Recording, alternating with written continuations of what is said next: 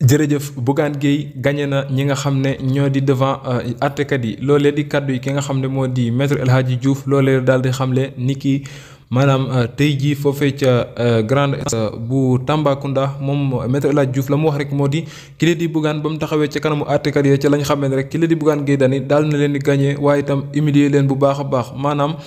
Képp ku dikk rek da ngay témoin wax daan ne kile di Bougane la ñu koy toppee maanaam Bougane saagawul dóorul waaye itam deful dara ginnaaw ba na ko bëggee jàpp ca la waxee daan ne comme que yor naa sama convoi di dem ca Bakel li ngeen du ma dem bàyyi leen ma dox ñu ne ko noo doo dox kon moom jàpp ba moo ko demandé. mais kenn ci ñi nga xam ne ñoo koy layal mu di Thierno Bocoum ñoom tamit nga xam ne ci coalition bi la bokk ràññee nañ ko yëkkati nay kàddu di wax ne li nga xam ne moom la Bougane def moog lii ki nga xam ne moo di.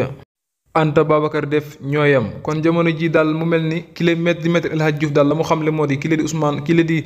Bougane Gueye Dany moom nag jamono ji moo am ndam ca kaw gaay ndam lu wexaat loo xam ne kile di maître El Hadji Diouf la mu xam le moo di ban taxawee ci kanamu juge ya képp ku doon fekkee àtte ba rus nga lool ndax kat Bougane daf leen a gagné à 100% kon ñoom jamono ji ña ngay rafet njortu ñoom ñi la jàpp nañ ne kon Bougane des na ko libéré ci lu yàggul dara kon jamono ji daal la ñu wax rek ñoom moo di Bougane daal di am doom seen kaw ndam yu garaw yoo xam ne daal ku ko fekkee rek da ngay rus ca mbir ma ca àtte ba ndax kat Bougane la mu wax ñoom mënuñu caa dindi dara waaye itam ñoom témoignage ya nga xam ne ñoo fa nekk ku dikk la ngay wax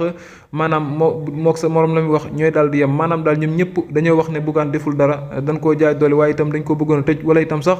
mu wax ne tëj gi ne koy jàpp daal mbirum politique rek dañ koo lal waaye ku nekk xam na ne Bougane Gueye deful dara ñoom loolee di avocat yi Bougane loolee la ñu xamle waaye itam ñenn ci ñi nga xam ne ñoo fa ñëwoon doon ko maanaam soutenir doon ko jàppale waaye itam di ko layal la ñu xamle moo di kile di Bougane Gueye Dany njiital gëm sa bopp deful dara kon jamono ji daal li ñu mën a jàpp moo di balaa yàgg tar daal ci kàddu maître El Hadji Diouf la mu jàpp moo di kile di Bougane des na ko bàyyi mu ñibbi ca këram waaye itam war a amale ay campagne am yu am solo waaye itam dëgmal élection législative kon dañuy àndandoo rek xaarandi la nga xam ne mooy tukkee ca tribunal grande instance bu Tambacounda ñu jukki leen ko ci les talibé Sonko TV jërë ngeen